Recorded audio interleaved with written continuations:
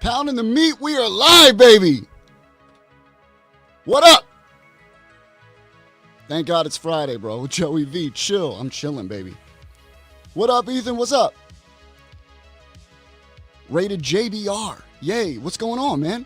How you doing? It's leather time. That's right. John Wrestling. It is leather time. Reginald, love the hat. Even though it's not there, I still know you got the hat. What's up, baby? Nathan, how are you, sweetheart? Wrestling Bonkers 1. Hi from the UK. Hey, how are you, man? Thanks for chilling with us. Pause that rock. What's up, man? How are you? Show your nips maybe later. Pounding the meat after dark. Chad Dawson. What's up, man? Listen, I love my Rocky bout. I love it. We just got a lot of shit to talk about. I'll bring out the Rocky bout one day. Platinum Swords. Hey, what's up, man? Thanks for watching. What is good? Pounding the leather. Matthew Marabito. Mike, what's up, man? Brian Hip. We partying tonight. Andy, woo, we busy. DJ Duke, what up, man? How are you?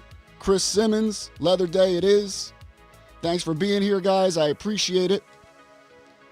Welcome to Pounding the Meat Releathered, where we're going to talk all things leathered tonight. We got a bunch of guests. Mark, how are you, man? Canuck Belts, what's up, bro? How are you? We are definitely going to be talking about leather. We got some awesome people here tonight. We got Alvin Paul. We got Ryan Richards. We got Brian, a.k.a. Dropkick Leather. We got it all. I got the leather behind me too, bro. We good tonight. How's everybody? Thank God it's Friday. First and foremost, let me bring on my co-host for the evening, fellow Culture Shock member, the host of 963 Podcast, and the host of The Update. He's doing big things, bro. He's doing big things. Ladies and gentlemen, I bring to you the one, the only, Eddie Williams. What is up, Eddie? How are you, bro? How are you? I'm doing great. It's a Friday night. Yo. Pounding the meat on with my man Vinny Vegas. Does it get any better than that? Oh, we pounding tonight. I like your backdrop, by the way. Chill, bro. Chill. Why did you give Jay the Christopher Walken hair from Batman Returns, man? That's well, it was a group effort. Of course, you know, I love the chill, bro. I love Jay Cross. But I think this was the masterpiece of Andy Bolker. Was it? Andy, did you do this? It looks good, man. Andy doing big things. It looks good, bro. So, Eddie, tonight's subject is leather. And we're going to learn a lot tonight. And I think we got three of the top guys in the game right now. What do you think? I think so, too. The thing with leather, I've been in the hobby a while. You know, I've seen a lot of stuff. I've seen a lot of leather, a lot of plates. That's why I always have you on with this belt stuff, because you're like the veteran. I'm still the newbie. You know, I'm still green. But you learned a lot, though. I'm learning quick, you know. These guys, though, they're going to give us both a lesson. There's a lot of things I know they're going to say today that I'm just going to be all ears for as well. Right. All right. I'm excited, man. I'm excited to hear what they have in store for us. It's gonna be awesome. And let me see what's going on here. So let's do this. We're gonna have Alvin first. Alvin, is that cool with you? We'll bring you on. And because Ryan was supposed to be on first, but we're having some technical difficulties with Ryan. Mike Jones is going to see if he can get Ryan back in. But before we bring Alvin on, I want you guys to check something out. I want you to see some of his work. If you're not familiar with his work, check this out real quick.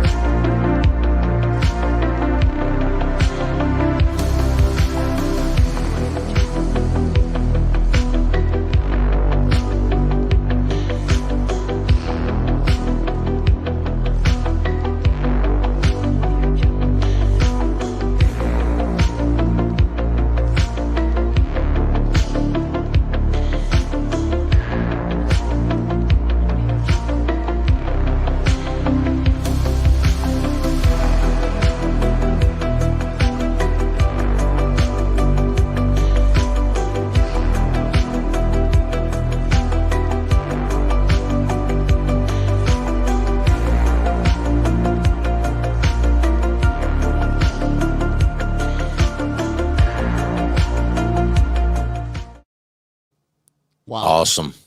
Awesome stuff, right? Ladies and gentlemen, Alvin Paul. What up? Alvin Paul. Yes. Thank you for having me today. No problem, man. Yo, Man, some nice work, dude. You know what I'm saying? goosebumps watching that. You like that? Damn It's it. nice. It's nice, dude. Yeah, I saw my previous work and the development of my craftsmanship was wow. I was it's gonna been ask you, like- when'd you start this, Alvin? When'd you start getting into this stuff? It's like about 7-8 months ago. Okay. Quarantine hit me hard, man. Quarantine hit me hard. Okay. So yeah, it was 7 and 8 months ago. I just, I was just feeling like I wanna do something that I wanted really. Mhm. So and I'm collecting belts. So you were already a belt collector before Yeah. the quarantine hit. You were already into that stuff. Yes. Okay. All right. So, So you get the quarantine hits or the lockdown hits. Were you always fascinated with the leather aspect of it? yeah, it was well back then. It was like 2017 when I first started searching about leather. Okay. I'm watching Paul Martin. I'm watching the other leather guys on YouTube. Okay. So I'm very much familiar with it. The thing is, I don't have any. I'm not sure where to buy here in the Philippines because though we have a bunch of leather crafters here in the Philippines in the first place. We have a place where what do you call this? It's we have a place here that is well known for shoemaking. Okay. And shoe is about leather. Right. So I tried to go there and check some stuff and try to search online. It was 2017, right? So I'm not sure. I'm still studying. Fast forward, I'm following, if you know Zilla Leather, who works for Wildcat. Oh, Yeah. okay. Yeah, I messaged him and asked him for some tips. And one day, I messaged him about if I could get some tips. and tricks on how to do this leather. He gave me what do you call this? He gave me the right tools. Got I you. remember, I remember that 7 tools that he gave me, and from that it started, and the rest is history. That's incredible, man. So you literally just started. Eddie, he Yeah. just started with lockdown a year ago. Well, he had obviously had the time, so you turned a negative into a positive. But 7 months, that's just amazing from the work that I'm seeing. I'm just Thank you. shocked that they were. You're welcome, brother. Were they so forthcoming with information? A lot of leather guys, stone guys, belt guys, they don't want to give up their secrets. So that's good to know that he kind of handed you the baton on a couple of things. Right. So what they sent you physical tools, or was it just like some tips and tricks, you know, via message? Yeah, it's just like the code. Just let me check. So there's a code, like a code, like a code, a number code on Okay. the you call this, the leather stamp. Okay. So I was keen on like doing the this network logo strap, because Okay. I really wanted to know how to do leather crafting or re-leathering Right. championship belts, and it was a like a, what do you call this, a dying dream, like Got you. you know. So what? So I asked Silla if he could give me the right tools. So thankfully he gave it to me, and right from there I ordered Tandy leather, shipped it here to the Philippines, and yeah. That's amazing, bro. That's Yeah. amazing. Congratulations. I mean, your work looks great. I mean, that's why I hit you up. You know, I've been looking at the leather guys here in the hobby. Eddie, I even reached out to you. I was like, who should we have on this episode, right? Because there's Right. so many, and there's Yeah. so many good So many good leathermen ones out as there, well, man. too. Right, man. But unfortunately, our show only has so much time, right? So we announced the show, and I have a lot of guys hit me back that aren't on it that say, listen, you know, here's my work. I would love to be on the show. So the response was so big that, you know, we can make this into a series.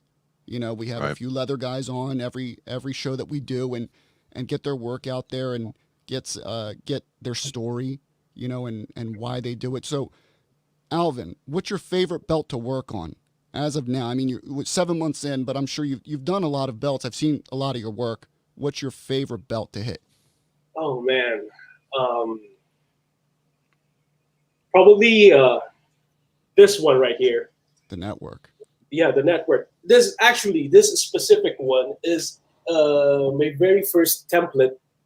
So I'm still revising it, but yeah, probably Look at this. I got tons of like undisputed version 2, version 4, NXTs, spinners, big gold. I've done that, but this one, man, so much patience while doing this stuff. Right. No, it seems like it. It seems Yeah. like it. And it's a lot of math and measurements, right? All Right. that stuff. Yeah, I can't do Right. that shit. Are you kidding me?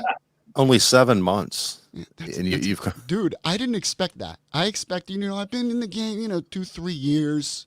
I was thinking 7 years. You're saying 7 months? 7 months. That's Especially- incredible. There's a lot of Well- intricate details on those belts, though, that people don't realize. Right. Well, back in the day when I was a kid, I was used to be a DIY belt guy, you know, the cardboard thing. Hmm. I'm into belts, right? When I was a kid, like 5, 7 years old, Right. and when I had the opportunity to earn or to save money, I buy my own belts. Well, a fact to share with you. Back there, last year, I only have 3 belts. So it's the Big Eagle, Okay. the Netflix logo, and the undisputed version 1, all shop belts. Okay. So yeah, fast forward, I didn't expect that I would be owning like 20 plus belts now, and you light them up, bro. It's like a nightclub in your belt room. I saw some Right. of your videos. You had the Seth Rollins music going, yeah. and he had the lights going off, the LED lights. Like you turned it into a whole fucking nightclub, bro. You know, I got to look at that. I didn't see that. you gotta see that video, dude. I definitely got to see. Alvin, I got a question though too. What's the Yes, most sir. pain in the ass belt that you have? The one that you just like, man, I love it, but I hate doing it. What's the one that you say fuck off? I ain't. Yeah, you're like, I fucking hate that belt, man. Oh, probably a bootleg. Ooh. A bootleg. It's Any so bootleg? Any at all? No. It's just this one specific bootleg from a Pakistan maker that I was commissioned to re-leather. Oh, so a specific one. Yeah, it's the undisputed version 1 bootleg. Man, the plating is like the gold plating fades. Uh-huh. So I wanna what do you call this? I wanna save myself because I was the person who is holding the what do you call this? The plates. Right, yeah. So So you're in charge of taking care of them. yeah, right. I'm the one responsible for it. Right. So I had a time that I was re-leathering this, modifying it, and all of a sudden, after a few weeks, the gold plating fades. Shit, this is a problem, man. Mm-hmm. Right. So yeah, good thing I resolved it. I had to pull out some money on my pocket, just to save my name, Got you. because I'm Got you. responsible for it, right? Yeah, so people have to send you their plates, right? Regardless of what it is.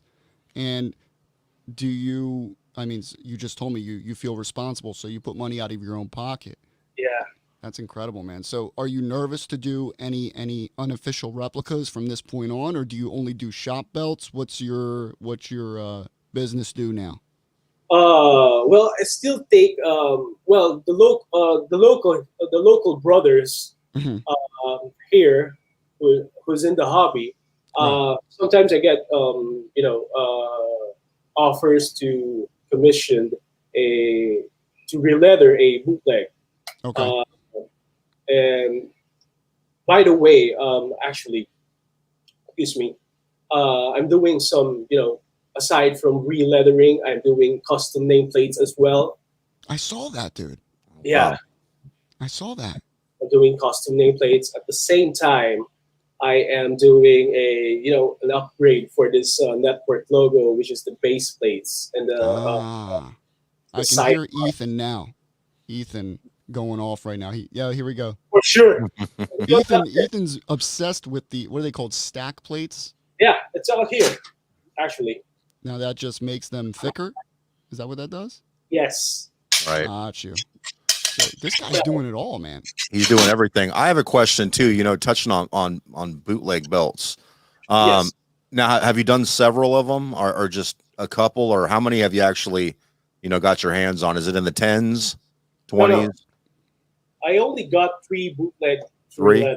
Yeah. Mm. Well, I asked that because, as you know, just by seeing the quality of the plates that you had, there's different levels of quality overseas. So, if you're handling classic shields, it's not the same as the $200 one that you might have got. Right. I've seen the backing and all the mess once you take that backing off, what some of these plates overseas actually look like. And that's why I was thinking you're the problem. I know a lot of other leather guys that are like, I don't even want to touch this maker anymore because it's just a mess whenever I take it off. And as you said, you take it out of your pocket. So, have you had classic shields? Yeah. Oh. What'd you think of them? Well, I re-leathered a 3D big gold. Yeah, I'm impressed with the quality of it. Good thing I didn't have a problem with pulling the screws out, nuts and stuff like that. I didn't have a problem because when you re-leather a boot, you peel off the backing, right? Right. And specific thread of the what do you call this? Of the plates mounted on the plates they have this specific thickness where if you can see, what do you call this? Some belt making videos that they try to Dremel, they try to cut the what do you call this? The thread, Right. Mm-hmm. a specific thickness, and once it was if you releather that, and you gotta have to find a similar thickness of the leather. Got you. If So you have it kind of takes away yes, from the extra, I guess, from the leather choices. Maybe does it Yeah. take away from that? Got you. Okay. because if you if I ordered a more thicker leather, Hmm. let's say a 5 mm leather, and the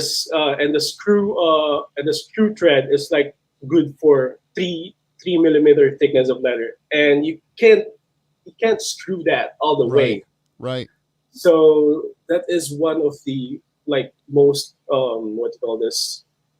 That's questionable when it comes to overseas. Whereas with the shop, are they all the same size? Yeah.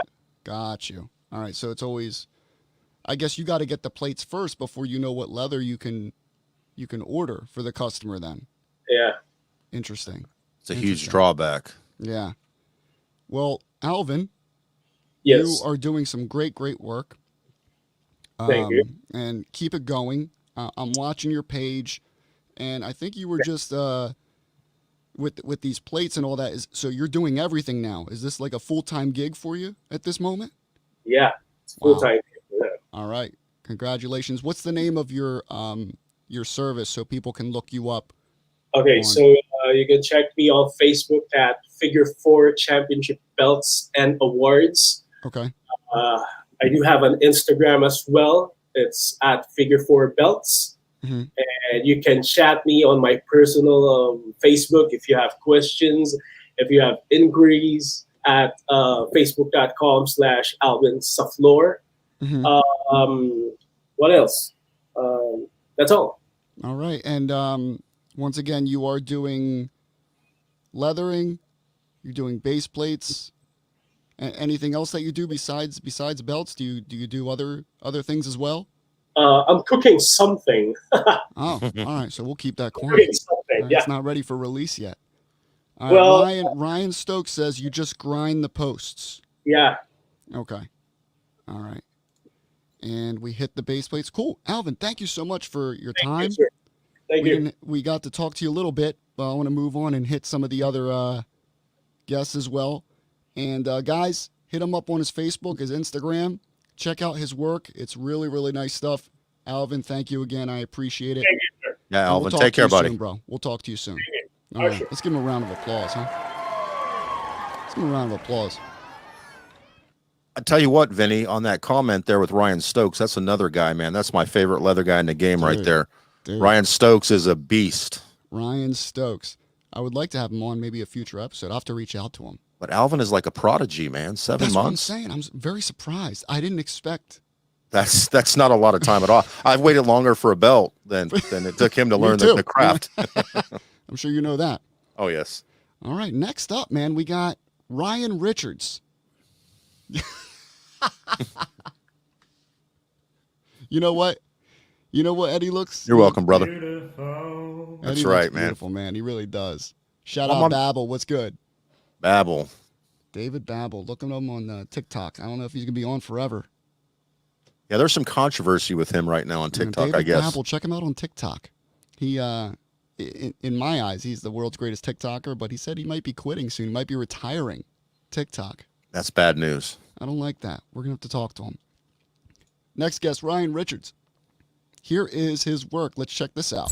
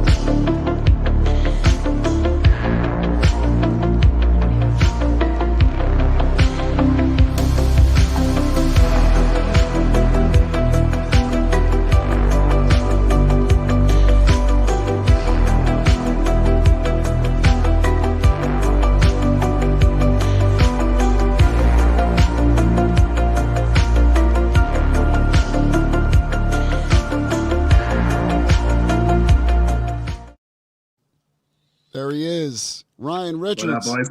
Wow, How are very you, man? impressive. What's up, Ryan? Let's give him a round Thank of you. applause. Thank you. here. How you guys doing? Round of applause. Ryan, dude. You know what I found fascinating?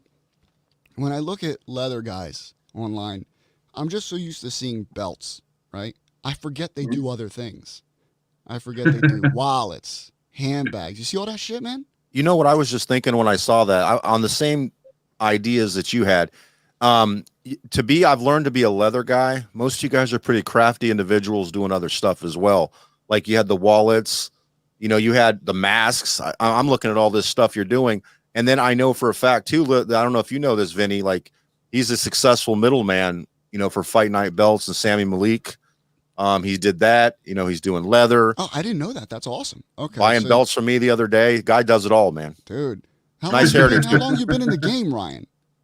Yeah, I'm involved in pretty much every aspect of this hobby, man. My time as a middleman is probably coming to an end pretty soon. It's this leather thing, man. This is what I originally wanted to do.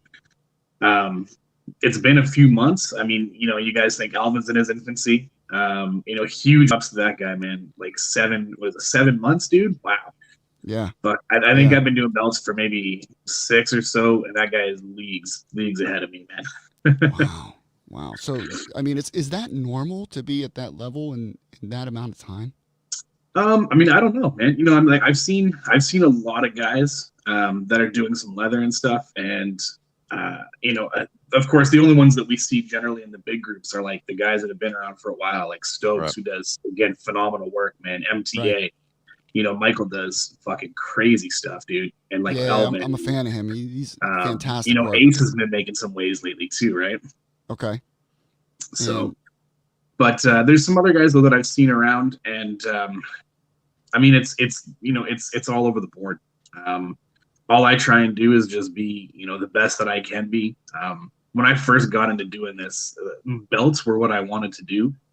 I started collecting, about a year and a half ago or so, and seeing some of the leather work that was coming out from Stokes and, Paul Martin and Mrs. B and stuff, and just being like, damn, like that's artwork, man. And, so when I first started, I just picked up a set of tooling tools, and I thought, fuck, I'm not ready to try that yet. So I'm just going to sit around. I'm going to do a little bit of my own thing, and just started tooling some skulls and stuff. And it started turning out pretty well. So I said, you know what, let's move on to something else. And belts weren't quite there yet for me. So I didn't want to quit doing what I was doing. So I started doing wallets and stuff. And fuck, that turned out pretty well too. I love doing the wallets. They're nice, bro. You see that? That's a beautiful portfolio of stuff you do there, man. I didn't know half that stuff you did either. Was that alligator skin? What is that? That some of them. So it's still cowhide leather, but it's crocodile embossed. Got you. I don't have any with me right now, but what they do is they just emboss like the crocodile print into it. Okay. It's like premium veg tan leather, the same as you would find for your belts and stuff. Right. But it's just a much thinner leather though. What's up, Anna? Hey, Anna, what's up? I can tell you right now, Ryan, that my partner, Joey V, is probably having an erection talking about all this croc that you're talking about. Probably. He's the croc legend, man. Dude, I picked up some croc a couple weeks back, and I've been advertising the shit out of it, man. Like it is. Is it that red croc you had when you were live? Was it like this red croc leather that? Yeah. Check it. Actually, I got one. Dude, let's check this out, bro. Ryan, you know how I this found is one that I'm working on right now. You were live in Brothers of the Belt tooling for everyone. Let me see. Look at that. Oh, shit. I don't know if I can get a good lighting here for you, but you can still see the beauty of that belt right there. Yeah, man. Like the look at that. I love that croc. It's so textured and so nice. And I just happened to find it by accident, man. I was using other stuff. And some nice premium stuff, but it was more like a gloss. This is more, it's not like the shop where it's just super shallow embossing and nice and glossy. It's actually more like rugged, like actual croc skin would be. Right. Now, I have a question, Ryan. Yeah. How many different types of leathers are there for belts? Good question. Okay, so different types of leather in general, there's about 4 or 5 different tannages. Okay. Veg tan is like your premium leather generally. That's the stuff you're going to use for, for really anything that I do. So championship belts are 100% veg tan because that's the only leather that you can cut into with a swivel knife or stamp with your stamps. That's Okay. it. All the other ones, they're good for making bags, fashion leather, that kind of stuff, but they don't have the same malleableness as a veg tan would. Okay. And then there's like cowhide. They said, yo, you got that Bam Bam Bigelow vibe. There he is. It's Bam Bam here, bro. Fuck, Come on, man. Bam Bam. I've never. One of my favorite wrestlers. I have heard that so many times. Yeah, a lot of bald big guys in this hobby, man. Oh, I know, right? If you don't got hair and you got a beard, man, you're Bam Ryan, Bam. can you do some But it's a cartwheels compliment. for us? Can you do some cartwheels? Are you able to do that? Not right now, man. Backflips off the top rope? No? All right. I have a question. Maybe if it was pre-quarantine. Ryan, since we get this question a lot, and I know a lot of people would like to know this. Now, you've had replicas, right?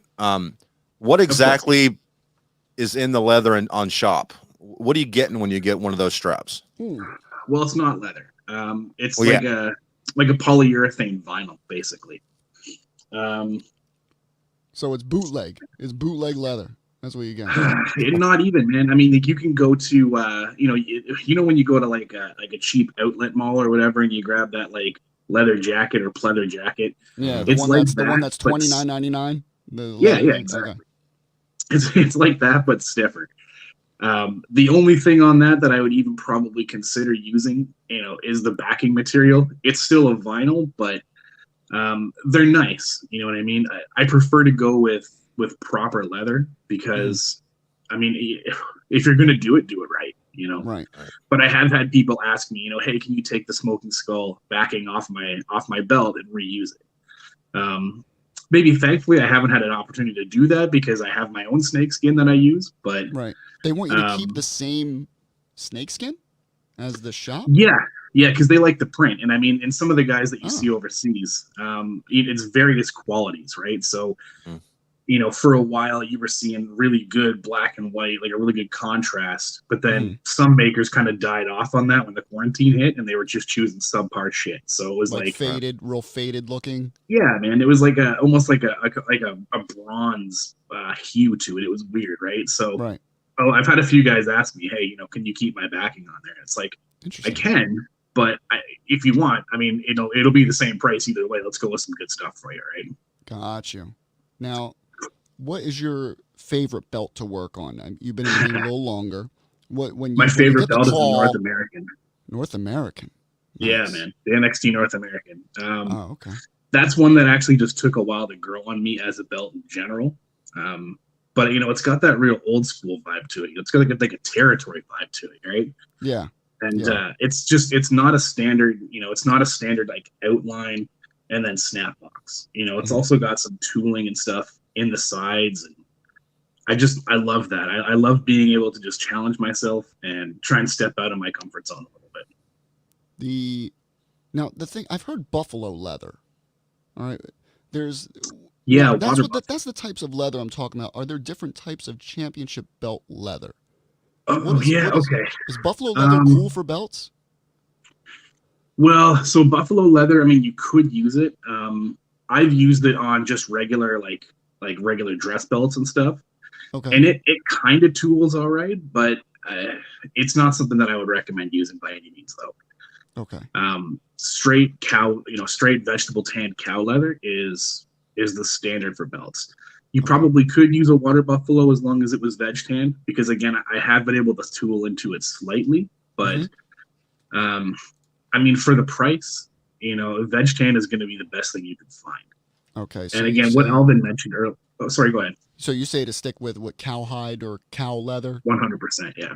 And stay away from buffalo because it's hard to tool, or it doesn't tool as deep. It's not that it's hard to tool; it just doesn't take the impressions and the cuts nearly as well as a cowhide would. Got you. Okay. Yeah. Now, the only place that I would probably mess around a little bit is on the backing, and that's where you would get into like an actual snake skin or an actual crocodile leather, that kind of stuff. All right. But for the most part, it's all just embossed cowhide. Okay. Now, do they actually have backings where it's actual snake skin? Not. you got to find a big ass snake for that. So I'm assuming they're out there, but Like yeah, Anaconda 2. You ever see that movie? Like that snake, right? Yeah, maybe not that big, but I mean, if you can find a big enough boa constrictor, because you got to remember that, like the ends of the strap are about 4 to 4.5 inches on a regular belt wide, and then your main plate is anywhere between what, like 9.5 inches for an oval intercontinental up to like 12 or 13 for a big eagle, winged eagle, or not winged eagle, sorry, big gold, we'll say. So when able to find a snake that's got that, that heft around it, and be able to get that leather nice and straight and not have to worry about any sort of inconsistencies or like range marks, that kind of stuff on it from where they killed the snake, it's tough, man. That's why it's expensive. I'm reading that snake skin is a little too thin too, maybe, I guess. It is super thin, yeah, man. So it can easily damage, just from throwing it around or whatever. In those cases, what I would normally do is I would take the snake skin and I would actually attach it to a bit of like another thin-ish piece, and then attach that as the backing. Gotcha. Just kind of do it in layers if you're able to, yeah. Got you, dude. You know what? I saw Ryan. He was live in Brothers of the Belt, Eddie. He just went live, and I was thinking about doing a show with you, and I saw him doing the tooling, and he's like, you know what, guys, I'm just gonna do a belt here, and if you have any questions, shoot me questions, right? Right. And I thought that was super dope of him to do. I saw Brian doing it one night as well. They're just hanging out. I think he had a hockey game, something playing in the background. He was in his zone, and they're just doing tooling and snap boxes and all that. And bro, the noise from them doing a snap, it was driving me nuts. I don't know how you guys do it. That's patience, bro. I don't know how they do it either. I watched those, and like I went back before when we talked to Alvin about just being forthcoming with information on how they do stuff. A lot of people try to hide their secrets and they don't want anything live or anything like that. So I shout out to Ryan, Alvin, and these guys that do it. I do have one question. I always got to play the bad guy here for a second. Not you don't have to give me an exact figure, but I know like leather guys overseas, it costs them about $40. And I wish. the minimum, and I know it doesn't cost that for you. I know it depends on the leather, the backing, the stitching, whatever you're doing. But what is like an average cost to you for leather? And another thing, how long does it take you if you're only doing one? Because I know some people take a long time, but they have an insane amount of orders. So I know in the middle guy, as you know, they can make a belt in 2 weeks, but that's not the only belt they're working on. So it takes months. So what are your thoughts on that? I mean, what have you encountered with those things? So I mean, in doing just a single belt, if I'm not doing 3 to 4 belts in steps together, probably, I mean, I could have it done in 2 days. I mean, it's about 10 hours of straight work basically. So wow. I don't like to work for that long because I mean, this mallet might be small, but it's still a bit heavy. So I find that my shoulder kind of gives out a little bit after a while. So I try and break it into 2 stages. Okay. But in terms of cost, though, if you're talking just leather, it's probably in Canada for me. It's probably about I would say $75-$80 in leather. Wow. Now, if we're talking overall cost on the belt, including shipping and stuff, again, because I'm in Canada and the border just loves to take a lot of money from me. Yeah, they do. Yeah. You're looking at about probably somewhere about $150 after all total costs are done. So yeah, and that's like I'd say maybe 125 US basically, and that doesn't really pay for my work. Too much work, bro. And that's the minimum. That's not counting the time and the effort that you have to put into it. Not that that little mallet's probably 50 pounds after like 10 hours. A lot of the other stuff you have to do. You got to go out, you got to pick it up. You got to get the type of, you got to order everything. Dude, that's a lot of work. And I saw you doing the snap box, and that's patience. I did the snap box because of Brian.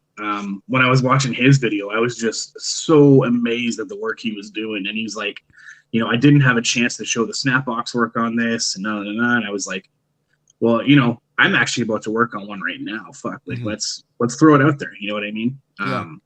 I do mine a little differently than some people do, but well, everyone has their own little touch, right? Everyone has their own little I find the snap box is really where everybody kind of gets a little bit creative, or the decorative shit like right above the snap box there. Yeah, yeah. I find that's where everybody kind of puts their signature stamp on it. So I don't want Gotcha. to do a JMR style. I don't want to do a drop kick leather style or whatever. I want it to be my own.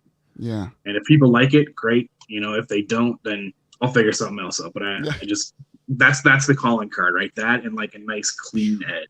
So Chris Nichols too, Paradise Customs, just shout him out because he's done some stuff for me. Yeah, he loves those snap box. He personalizes the snap box, and not just with the, Paradise Customs. He'll put all kinds of other signature things in there. So I like that about him. So I know what you mean. Well, that's a good question. Stephen Hammer asks, opinions on Velcro snap versus regular snaps. I've never worked on Velcro, to be honest, but I mean, it wouldn't be the biggest deal in the entire world as long as as long as you have a leather sewing machine or you know how to hand stitch. Okay. Hand stitching takes forever, but it looks like it. That belt that you showed of mine that has the custom John Cena stitching, the red, white, and blue. Yeah. That's what a good 12 hours of stitching right there, man. Oh my God. Yeah. That's the love of the labor, though. That looks like the U.S. leather there, the U.S. title. Yeah.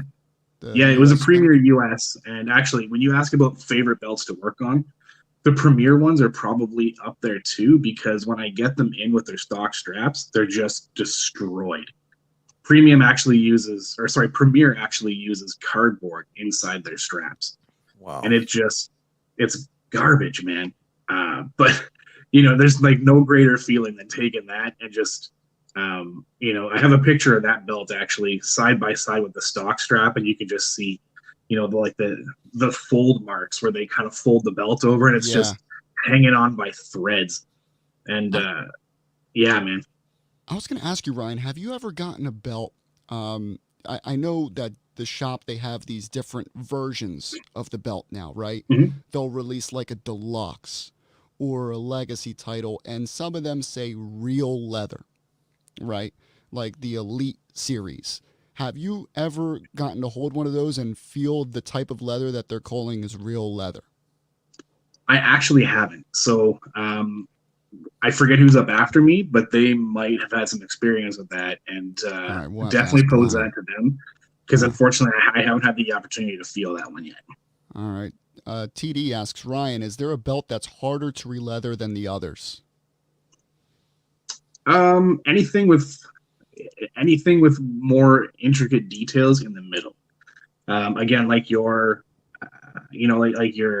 your network logo belts or your NXT belts, where it's not just that straight, outline around the edge and then snap boxes. Mm-hmm. So those are kind of love-hate relationships again, because every time I attempt a new one, it just scares the shit out of me. I'm like, how am I going to make this work? Right. I think that's the difference too. I didn't mean to cut you off. No, it's good. The difference with the older school belts as opposed to the new ones, like we know the network logos on them are plain and they're the same style, but the leather on each one of those there's a lot of detail in all the leather. Now it's not real leather, but I mean, look at the NXT title, all the details on that, the North American, like you said, even you can go back to the Undisputed, they have the WWF tooling on there. Opposed to the 80s belt that were really simple, even though their designs were a lot better back then. Right.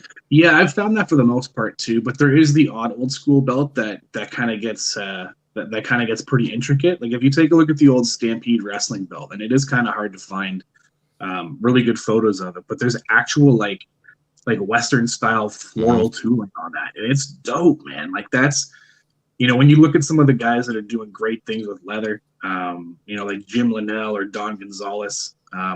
If you haven't heard of them, man, check them out on YouTube. If you're just having a couple of drinks or whatever, these guys are insane.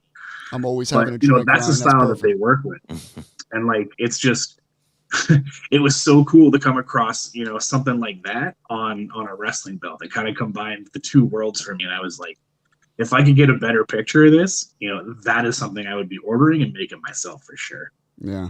Jay Cross says he just wants to know your stance on bootleg spinners. I've had one, and I had a bootleg rated R, and I mean, I was told it was pretty. What's that? How was it? scale of 10, man, I would say probably about a 7. Wow, that's not bad. That's actually generous. Yeah. It was, man. I mean, like, it was restoned, so it was pretty good. It had a little bit of plating issues here and there, but leather obviously wasn't quite up to par. I had it for a little while. I mean, it spun pretty well. It was a rated R, so it was kind of a, like, being an Edge fan, it was kind of a, a favorite of mine, but I couldn't dig it, when I take a look at the shop spinners and the way that, like, the stacked plates are on there and, like, the poles and stuff, it just did not measure up. So, I mean, maybe 7 is a bit generous. I'd say maybe about a 6, actually. Yeah, maybe like a 4, right? No, we got Chad. Yeah, you know what, man? I saw one the other day, and it was like, fuck, it was 2mm plates. Bro. You get like that thin ass plate, and the post for the champion plate was like that, man. I was like, what are you doing? I saw that dude? too, man. Oh my god.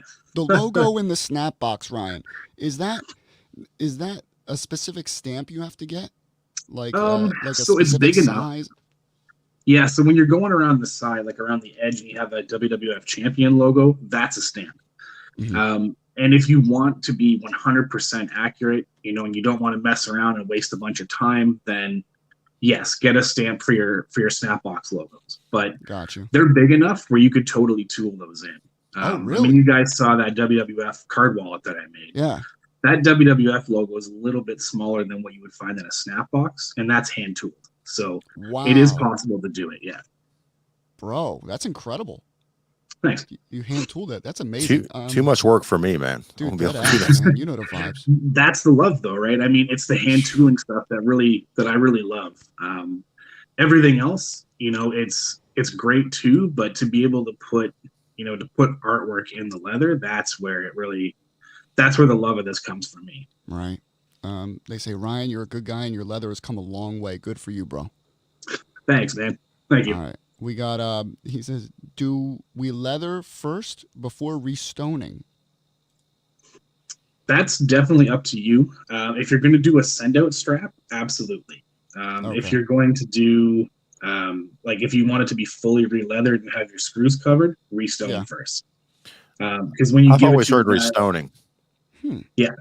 Yeah, so when you go to a guy named Jesus, when you go to a guy like Tim Vick or Richard Simpson or whatever, you ship them your belt or your plates, and they're going to take your plates off and work on it that way because they have to drill holes and stuff.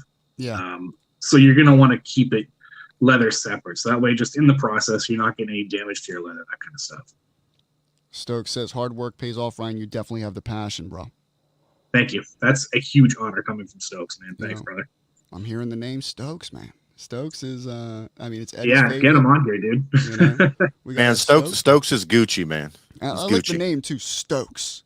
It just Ryan Richards though too. I know it's the name Ryan. Maybe it's got something to do with that too. I think we're gonna go with Bam Bam, bro. Bam Bam Leather, man. Maybe I gotta change my company name, man. Bam Leather. Yeah, I was gonna ask you, where can people reach out to you, Ryan? Where can they get you? So Northern Image Leather on Facebook. I think it's facebook.com/Northern Image Leather. We also have Instagram as well. If for some reason Northern Image Leather doesn't work for you, Northern Image Leather works. One word.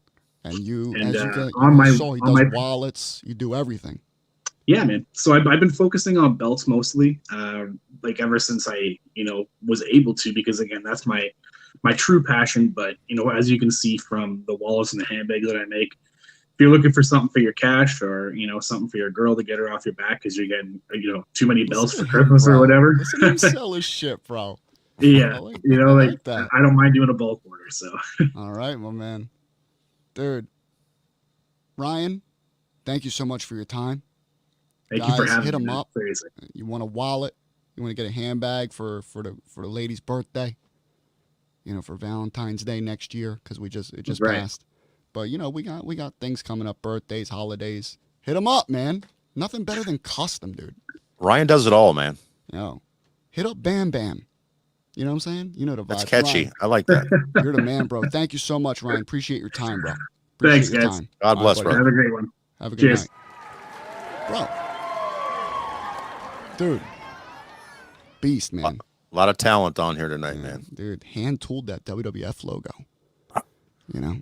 You brought up watching it. Here she goes. The new handbag is old. I'm sure it is, Tiff. I'm sure it is. Tiffany My wife Vegas. There you go. She commented at the right time. That's the first comment I seen, but it was at an there she is. opportune time. There Yeah. you go. Thanks a lot, Ryan. Appreciate it, buddy. Thank you. Dude.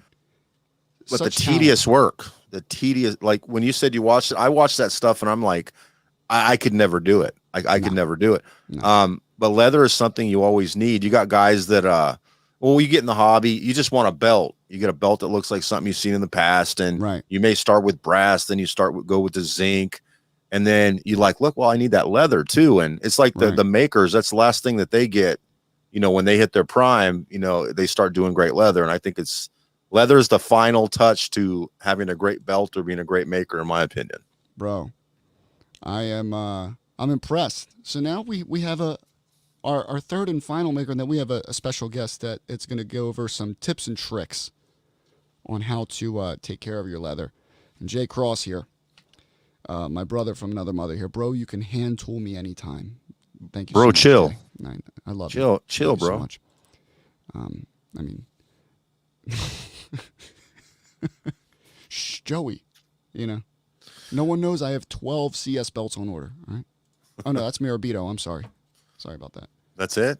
Figured he had more than that. Yeah.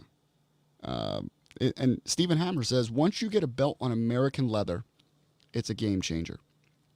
It is. My first one was the Ultimate Crumb Rind, and I'll tell you what, man. Bro, chill. Why you gotta flex like that, bro? People act like it doesn't matter. I mean, and sometimes cost. I mean, you can genuinely be happy just getting an overseas belt for $200. Right. It happens. Right. But if you get one and you get your hands on one, it's just like getting zinc over brass or over, a shop plate. You're just more for like your grade, you're in love, right? Yes. Your very important belts. You want them to look tip top, right? You want them to have the best of the best, right? Right. And every belt doesn't have to be re-leathered or no. Like some belts are just like, I can get it from the shop and just keep it on my shelf. But some people just like to have that feel. You know what I'm saying?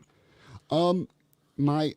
My CS belt, my Winged Eagle, leather's fantastic, bro. Right. And from what I've heard from you, they've come a long way. I don't have a lot of older CS belts. I don't have really any, but I've held a couple, and I can say right now that their leather has come a very, very long way. The tooling, the edges, it's not too floppy, it's not too stiff. It's just right. You know what I'm saying? It's just right. Well, no, I love it. Believe me, I got a couple of them too. The thing is with them, they started off basically selling plates. The plates was their thing. They mastered the plates. Mm-hmm. Then they got to leather, and as great as their plates were, people would, if somebody could afford their plates, they wanted American leather. People still do that now. But they understand when they offered you stuff, when I used to call them maybe 3 years ago, they would offer plates and say, yeah, but we can leather for this as an afterthought. The leather wasn't as important to them as it is now. Right. Now they've spent thousands, tens of thousands of dollars, probably hundreds of thousands, to get the leather just right. And from the point to like 3 years ago, right. I'm telling you, they probably made the best come up of any maker in the hobby as far as leather. Chad, my Winged Eagle, no. It really doesn't have to be. It's that good, in my opinion. For me, some people, they just want to have American leather and that's it. And that's where you just get the plates and you do your thing. Ethan says, as good as Orm leather, but it doesn't hold up to his Romeo. See, everyone has their different opinion, their different feel. Some are more strict than others. It all depends on you. You know what I'm saying? It's like mics. It's like your mic, my mic. They're two different mics, same brand, but I'm happy with this one. You're happy with that one. Exactly. Yeah.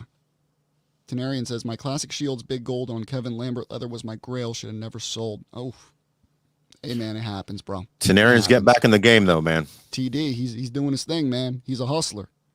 Tenarian Graphics. Excellent work on leather. Just too bad he doesn't do unofficial belts. Yeah, I mean, some people, they have their specific thing that they do, but there's so many out there you can choose from, and that's why we're trying to get their names out there. So, absolutely, Leather Master. Yeah, I'll send it right out tomorrow. I got you. All right. Third guest here. This guy's awesome. Definitely is. Good guy. This guy's no joke. Let's check him out.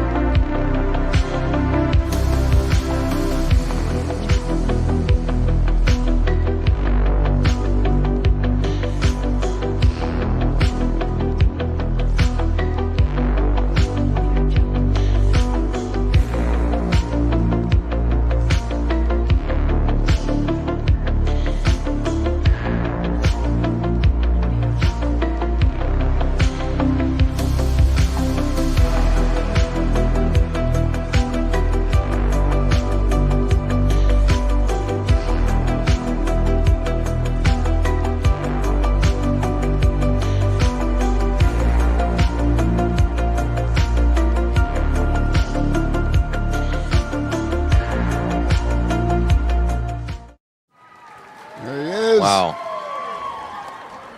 There he is. You're on mute, Brian. I don't know why. I can't unmute you. There you go. got it, man. What's up, man? Hey, brother. Yeah, cheers, brother. Cheers, brother. Cheers. Boom. There Thanks we for go. being on Thanks, with boys. us, man. Look, and first of all, look at the flex right now. I was just gonna say that. Look at the Boys, flex. you know, image is everything, is it not? Can you do me a favor? end Can of you the take day. a picture of your background for me so I can put it on my green screen? So I can look Throw that like thing up, right? so I can look like I have 46,000 belts, and I'm just, swinging leather out like nothing. Oh, Dude. yeah. You got it, man. At the end of the day. Brian, What's going on, guys? It's good to be I here. love me a good BJ. Brian Jorden in the All day. house. All day. Come on, Steven. Who you know. doesn't? Come on. Who doesn't? Who doesn't? A BJ is beautiful. We know that. We know that. I got to tell you one thing about Brian Jorden, who is a great guy. We talk all the time on these chats. We have advice. This is one of the few guys, how I met him. Like, if he doesn't agree with you, he'll give you that constructive criticism. At the same time, he'll tell you how much he loves the last thing that you did. He's real. If you get an opinion from him, it's the honest truth and he's not BSing you. And he'll have a beer with you right after that. I can already tell that by the way you are. So I respect that. Like, I know many times I've said things you didn't agree with me, but at the same time, the next day you're like, I agree with that. So just had to touch to that, man. Dude, without a doubt. That's rare in this respect. hobby. You guys know. Yes. It doesn't come around very often. I appreciate, regardless, I just want to push the hobby forward. I want to push the community forward. Right. So it Let's takes some go, tough love bro. from time to time, but it doesn't mean there's hard feelings. Business is business, right? Right. You know? Exactly. No. My man's spitting Matter of fact, facts guys. right now, bro. He's spitting facts right now. Come on, dude. Now listen, one thing that impresses me with you, Brian, when I was looking at your work, how deep your tooling is. Like, you saw that one image where you were doing the clamshell. Dude, I mean, it looked like a fucking cliff. That shit was crazy, How It do takes you get time, it? man. How do you get it It's that time. deep? It's time. That's what she said. But Yeah. Like, that's exactly what she said. How do you get it that deep, BJ? All right, here we go. this is the exact thing that I'm talking about. I'm so fucking proud of this one. That's the new boy. That's the magnet boy, right? Yeah, that's the Magna one. Show the You people. can see man. it's so prototype. I'm trying something different. It don't always work right. I took Right. this to the game 2 weeks ago, and you see they're starting to peel off. So it didn't work out exactly how I wanted to, but the design is there. I definitely can make it work. It's just going to take a little bit of time to perfect it, but Okay. it does seal like it's supposed to. It just doesn't hold if you're trying to actually put this thing on. It's going to fall the fuck off. It's just not So going you're to still happen. working on it. It's a Still working prototype on it. right Yeah, now. Yeah. What do you Wanted think? to Is do it just something not different. enough magnets? Is that what the problem is? Or? No, it's kind of the layers, man. Honestly, when the thought was to put them underneath the backing so that you don't actually see them at all. Mhm. But in doing that contact and that adhesion there, it's not the same. So it needs that Gotcha. strength. So I'm finding it's kind of half and half. I think I need to go on the outside on one side, inside on the other. Just kind of like snaps when you get a belt re-leathered. You got part of them showing, part of them covered up. I think that's going to work a whole lot better in the end. All right, we got Teneri and Dancy saying life goal is to get some drop kick leather. Appreciate that, dude, You know man. what I'm saying? It's nothing but love. Yo, can I give you some love real quick, Brian? Yeah. That AEW. That AEW. All I right. know. My goodness. That stamping, that logo stamping down the side, shit's beautiful, bro. You did a really good Appreciate job with that. the cut, and I remember you sent me a couple of videos of it. The cut is spot on. Excellent work. It looks like you really take your time with this shit, right? And Without a doubt. Are you OCD? Like a motherfucker. If you can't tell, everything has to be dialed at all times, man. You can pan over here, and my entire workstation is just completely organized. It drives me up a wall if it's not. Bro. Everybody gives me props, and I'm like, I wish I could be like everybody else that slings shit everywhere because I can't do it. It's not the same. Yeah. Now, right now, let the people know. I'm sure people are interested. Right now, are you on like a little break? From doing business. So I had Brian on because I was just impressed with his work. He's not taking orders right now. Okay. Unfortunately, no. The future, we don't know. He's got things going on, but we just want to show off what is out there, Yeah. And who knows? One day, what the hopefully, I'll future get back. holds. Like, to your point on that AEW, I get a lot of people that hit me up on that one. I'm sure you do. Bader might be one that actually hooks me. That dude has been as persistent as it gets. He wants me to do his Classic Shields AEW, and I appreciate the love from that dude and the support that he's given me from day one. I'm more than likely going to give him that order because I want to do that belt. I want to do it right. I would love to just get my hands on that thing. Classic Shields killed that thing. Eddie, you guys are literally putting out the best thing in the game right now. Oh, Classic Shield just took it a little bit further. I mean, Right. the price goes with it, though, as we all know. Yeah, the price So does it's go with it. Bro, Definitely impressive. the thing is, I can't wait till 2025 when I get my AEW done, Brian. And, one day, right? One now day. it's right now it's in pre-stoning. Hey, you're in the flock club though now, right? I Listen, mean, bro, let's go! We got to take our wins, right? Let's Come on. go! That's it, all day. Fly Flock it. Eagles fly, baby. Flock Eagles flock. I thought it was in final shipping. I guess I'm behind on that. No, dude, my winged eagle's in final delivery. It's here. Yeah, but no, my AEW's in. I don't know where it's at. It's pre-stoning. I hope it's mid-stoning. That'd be pretty cool. There's 7 levels of stoning. I think 8 levels of shipping. So you're getting there. I'm getting there. One you know day, what? one day. When I get my AEW, Brian's gonna be back in the game. That's true. That's what You we're might looking at right now. Bide your time just fine. Yeah. Yeah, bro. Dude, Brian's textured Go ahead, Brian's textured big gold was actually in 37 stages of shipping. I know for a fact. You know more than anybody, right, Eddie? It is what it is, man. The thing's worth it at the end of the day. But yeah, that was a process I'd soon put behind me. it's in Final Destination, bro. Yeah, I'm never gonna see it. It's gonna die.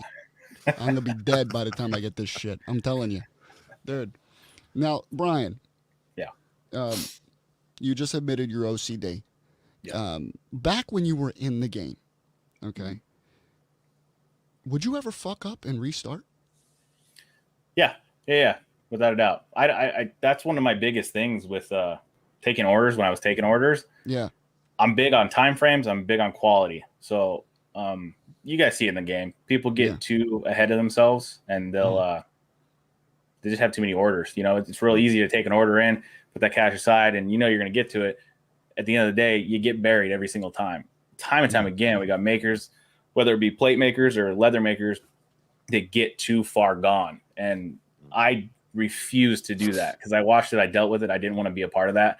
Right. So I would take 1 to 2 orders at a time, period. And I never took longer than 4 weeks for anything that I did. Whatever life was going on, I'd put my focus in here, make sure that belt was knocked out of the park. And if I put it out there and I put my stamp onto it, then I'm putting my state of approval to it. And I don't put out shit. And if it's shit, it'll just go back in the closet and I'll start again. Just is what it is. You don't play games. You don't play games. I can't. No. Dude, how long? So you're saying it doesn't take more than 4 weeks for me. Gotcha. No. Okay. Dude. Realistically, the time that puts in per belt, though, that's where it gets to just it depends on who you are. It depends on what you're going after. But my time is between 10 and 40 hours, basically, depending on what belt I'm working on and what I got going on and how much intricacy there is to it. So if it's just a standard belt, I can knock that out in probably 12 hours. But when you start doing that custom shit like that Vegas Knights belt, that snap box alone, that one little area was 3 to 4 hours just in that. That was incredible. Tooling. Dude, I want to see what are your favorite tools, man? What is your go-to? You want to know my go-tos? What's the go-to? Hey, I'll shout this out to this is Austin's fault. Austin Watkins, if you guys know Austin Watkins, man, this is your fucking fault. It's 100% his fucking fault. When I got into this game, like you guys touched on before, there's not a lot of people that are willing to help. There's a lot of people that are very secretive. Okay. When it comes to that, it didn't make any sense to me. Once I started really researching, this is a tradition, this is a craft and an art form that has been around for centuries. In this day and age, you can go on YouTube and you can learn every possible technique and anything you could think of in leather. You can learn it on there. So to be secretive, it never really made a lot of sense to me. That's why I don't mind being open. I don't mind breaking down that wall because, in my personal opinion, I could tell you everything it takes to make one of these straps. It doesn't mean you're going to be able to go out and do it. What Alvin is done in 7 fucking months, that's insanity, dude. Bro. Insanity. That kid has gotten so good, so fast. It's unreal. That doesn't happen in this game. Like, it takes a long time. A lot of guys gave me a lot of props for getting as good as I did, as fast as I did. And I'm nothing compared to what Alvin got to. I mean, that kid's got a bright future with it, man. But when I started in this, Austin helped me out a lot. He just spitballing back and forth. He has no problems. He's an open book too, and he'll help you out with anything you're wanting to learn in the gig. Him and Ryan Stokes, those are my boys, man. In this game, it doesn't get better than those two. They're an open book, and they're willing to literally help anybody just to push this art form forward so it doesn't die. That's what we're all about, man. It got to a point just a couple of years ago where you're down to just a few releatherers, you know? And we thought if we bring a community get together, we talk openly about it and we help each other out, maybe we keep this thing thriving rather than seeing it die. And I think we've brought it back quite a bit, and we've helped a lot of these guys out. But when I started and Austin was showing me his setup, he had a whole entire row of bevelers. And I'm like, why the fuck do you need so many bevelers, dude? How many possible techniques can you get out of a beveler? And he said, I'm hooked, man. Like, there really is that many different techniques to it. This son of a bitch is the reason why I have all these. Bro, so they're literally, all that is beveler. So that's just the angle. All that is bordering and getting that crisp edge to things. But the more you releather, the more that you tool around with these things, you realize that the different angles make every bit of difference in the world. It's that deep tooling that you were just asking me about. How do I get those stamps? How do I get that deep impression? It's shit like this. It's having multiple of these to work from in my toolbox. So maybe one is a shallow depth, but then I need a lot of depth in that snap box to really make those lettering pop. That's where this comes into play. It's these bevelers, man. It creates that depth. Right.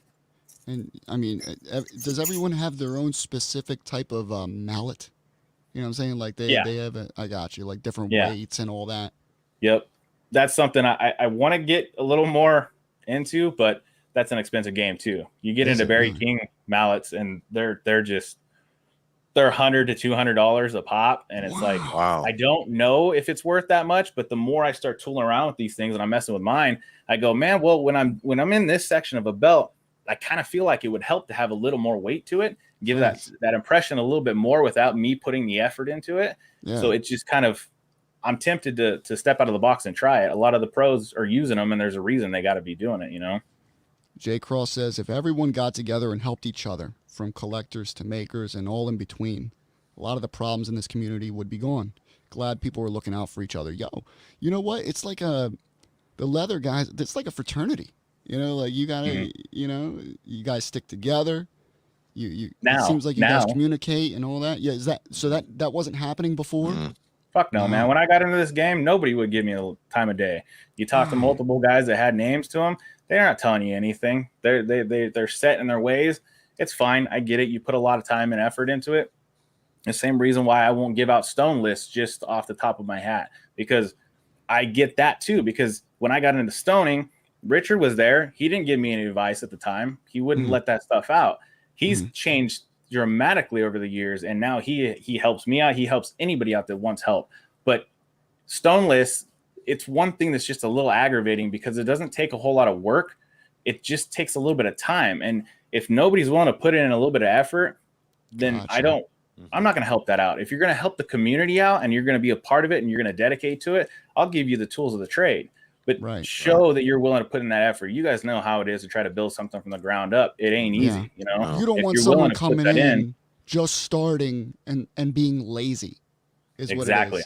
I get what you're saying. Like if you saw someone like putting in the time and the effort and just all day, I can't get this fucking right, and you see their work and I'm struggling with this, then I could see where you would want to help them. I got you. No, I definitely get you. And you don't want someone to work for their shit, bro. It's like that with middlemen too. Like when I first started, thank God Dustin King was around and Josh Hammer, because there's a lot to being a middleman too. And you talk to a lot of other guys, they don't even have time to take your messages. You know, I just wanted to help out just like you did, but in a different way. And I'm just glad, like I said, Dustin King, I'll tell you, Eddie, I think you can handle it. He's the type of guy he would tell you if he didn't think you could handle it too. So, you know, I owe a lot to Dustin. I'm who I am because of Dustin King and Josh Hammer. So, you know, I'm very thankful for that. And like you said, people don't want to help in that lane either, and they want to judge real quick. They want to think that they know the ins and outs of it, but they have no idea what goes on behind the scenes and how much fucking work unappreciated work it takes to keep that shit going. I try to help so many people. Yeah. I try to help. Right. Every day.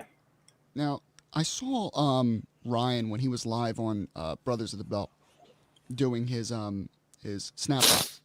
He would occasionally take like a sponge and dampen the leather a little bit. What's that for? I use this. I use a square bottle.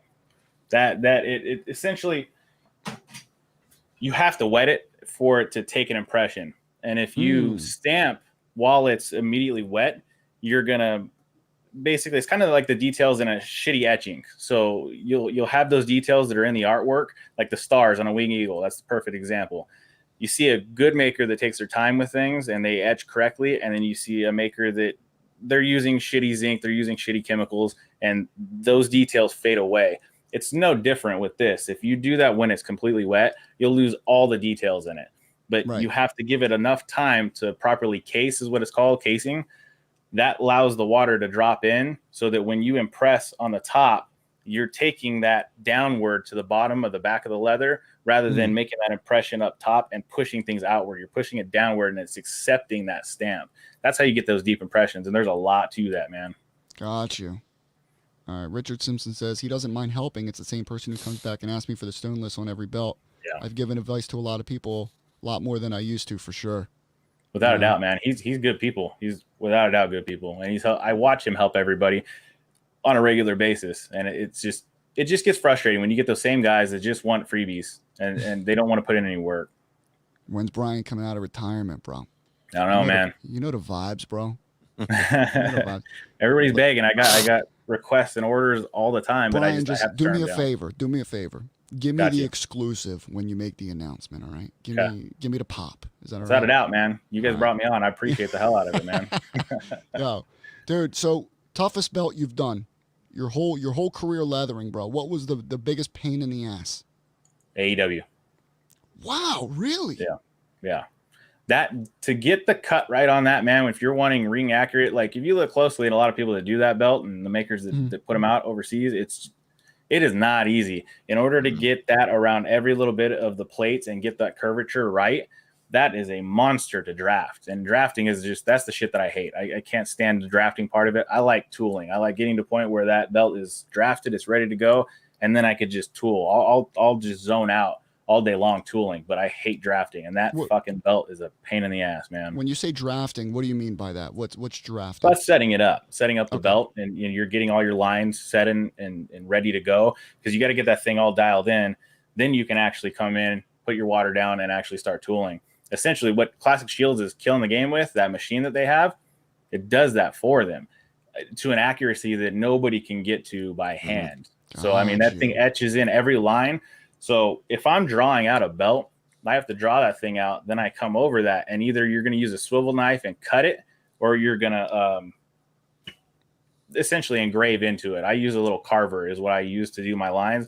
That gives you something for your stamps to ride along while you're actually doing your tooling. I see. That laser etch does that for you. When they put that down, that means that you can just go to town on tooling, and you don't have to do any of the startup work, the drafting work. I'm envious of shit of that machine. A lot of people in the leather game hate it. They think it's cheating. They think it's a little bullshit. I don't. I think it's efficient as hell, man. If I could cut out that section, I can knock these belts out a lot quicker. Because I wish we had it.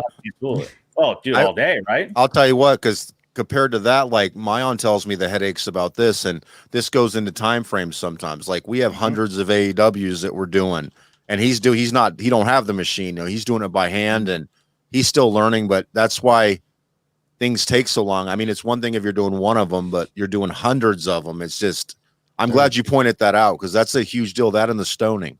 Yeah. It is. It's huge, man. It's a game changer. I can't imagine at the level you guys put them out. Like you're talking 100, 200, 500 belts. Right.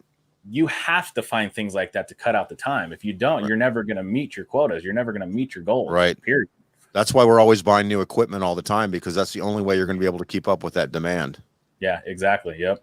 Those orders are coming in. You got to knock them out. It looks like it's always the leather, man. That's the most because you can't cheat it. Consuming, you know. That's the thing. No machine you can buy can cheat it. That's why, if I'm being honest, I'll throw it out here. I have no problem with it. part of the reason why I don't do this anymore.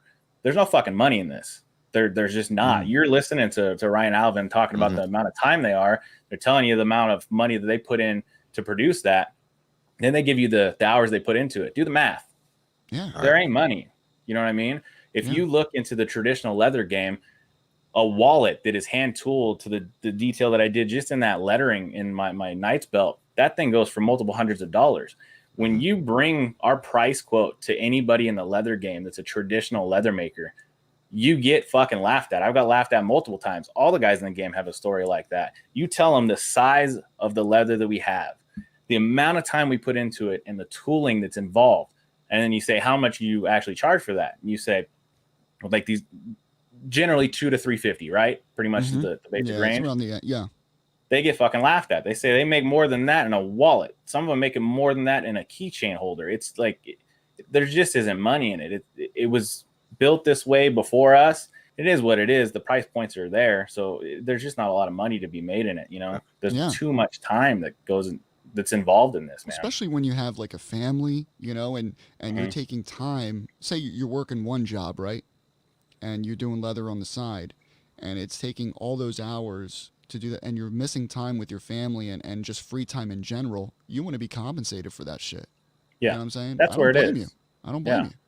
The older I get, the more I value time. You know what I mean? Yeah. And maybe in my younger years, and when I started this gig, even just a few years ago, things were not as complicated as they are now. But my wife has stage 4 cancer. She's battling that on a regular basis, you know, and having that on top of the gig that I have at work and in management, it's a lot to take on. And it just got to a point where, as much as I love this, it became a stress, and I can't. It's just not worth it to me. You know what I mean? Time is worth more than anything else. Right. Yeah. Absolutely. And Jay Cross said it best. It is a lot of work, especially when you're a perfectionist and a leader in your craft. You know what I'm saying? I appreciate that, Jay, man. You want your work to be of a certain quality, right? Yeah. It's like anything. It's like anything in the game, right? You're gonna get what you pay for, right? Yeah. You can get plates from anywhere. All right. Okay. Appreciate that. But if you want, why do people spend a lot more money for, say, Classic Shields plates? Because they know what they're getting. Man. Yeah. Same thing with leather, right? Why do people spend a certain amount for leather? Because they know the quality that they're getting. So I don't blame Brian one bit. Appreciate Joey that, says man. prayers to Brian, bro. My wife is the strongest person I know. Dude, I saw the fuck cancer belt. That thing was dope, dude. Yeah, man. Yeah. I made that for her specifically. Yep. Dude, that's awesome. Now, it looks like she's doing well right now. I saw some pictures of you guys hanging out. And how's she hanging in there? She doing good? She's hanging. She just, you know, it struggles more than it is positives, but she lives in those moments, and that's what it's all about, right? At the end of the day, it's making those moments. So good for you, I give her whatever she needs to do to have those moments in life. Good for you, bro. Good for you. Now, in today's game, you know, you see a lot of good guys on the come up, like Alvin, you know. You see Ryan doing his thing. When you look at their work, what impresses you about the guys in the game right now, since you're not in it? What do you see that's kind of giving it that spark? Is there something specific that you've seen lately? Passion. Passion, without a doubt, man. These guys, they care, and they're trying their damnedest. And like I said, we've built an open community. We have a bit of a group amongst ourselves now, and we keep that going, and we keep that brotherhood alive, and we keep helping each other out. So, you know, one guy's posting something up, and he's struggling on one little thing, and he sure wants to get it, and then a whole lot of other guys chime in to help the guy out. Yeah, that's that shit that it go back to that didn't exist when I got in this, and I only got in this 2 years ago. You know, I haven't been in this very long. But when I got into it, there wasn't that. And now there's a very strong community, I think, behind the leather makers. And that's why you don't see shots being thrown across the bow anymore like we were just a few years ago. Right. Because we've come together to realize either we work together and we keep this art form going, or it just fucking dies off. You know what I mean? Like Romeo was one of the last OGs left, and he's done with it. He's just had enough. And now we're kind of holding that throne alive for him, you know. Right. That dude helped us all out a whole lot, more than anybody in this game knows, because we don't talk about it. But that dude brought this community that I'm talking about together. We're just holding it afloat at this point. But if it wasn't for him, it wouldn't exist to begin with. Romeo Anderson is like he's a great guy. Okay. Yeah. All right. You get mixed things with him when you talk to people, but if you talk to the actual guy and you deal with the guy, he's a solid dude and he gives a shit about this game. And he does. He got overwhelmed, in my opinion. It is what it is. I mean, I've heard the name. That's the thing. Like I've heard Romeo Anderson. I'm still learning about all the leather guys in the game and who was here before and who's here now. You know, it's just researching and looking through and seeing what's out there.